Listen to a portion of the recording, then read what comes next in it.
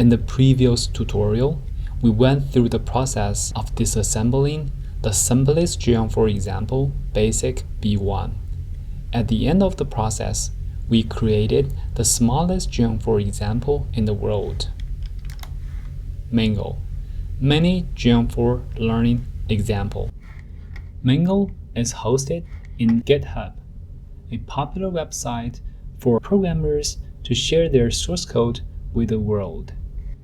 GitHub uses Git to keep the whole development history of a piece of software, so that you can go back in time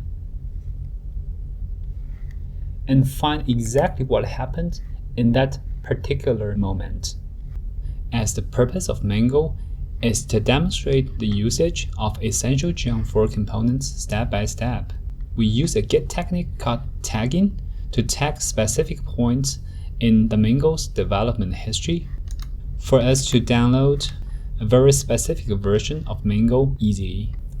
Whenever we include a new Geant4 component into MinGLE, we create a new tag. The earliest tagged version of MinGLE contains only one Geant4 component.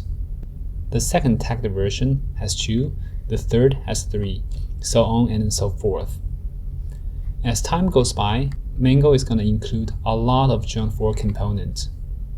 A README file is included in the project to document in detail what kind of Geant4 component is included in each tagged version of MinGLE.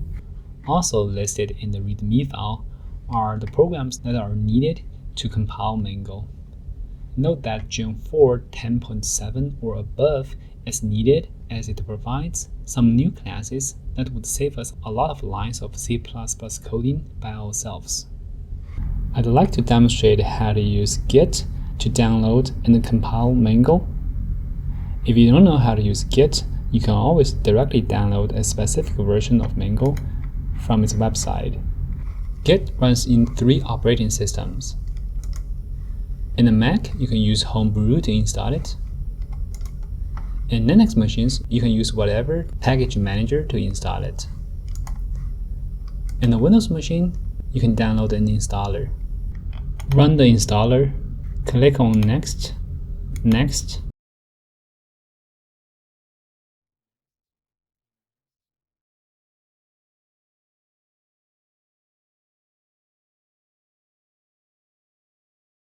Next, Install to install it. Click on Finish to finish the installation. After the installation, press the Windows key on your keyboard, search for Bash, and select Git Bash. From the MinGLE website, click on Code and click on this icon to copy this address. Go back to your Git Bash terminal, type in git clone and click on the middle button of your mouse or the scroll wheel to paste the address that you copied from here into a terminal. Press Return to clone the MinGLE Git repository from GitHub to your local disk. You can cd into it. Ls, you should be able to see the mingle.cc file and the cmakelist.txt. Create a directory called build, cd into it, run cmake GUI ... pointing to the parent directory. Press return to run it. You can see that the source code location and the build directory are all set automatically.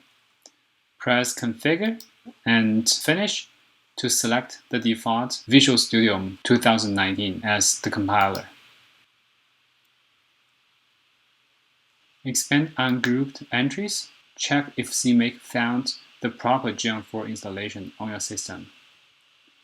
Press configure again until everything becomes white. Press generate until the open project button is enabled. Press open project to launch Visual Studio. Right click on MinGLE, select build.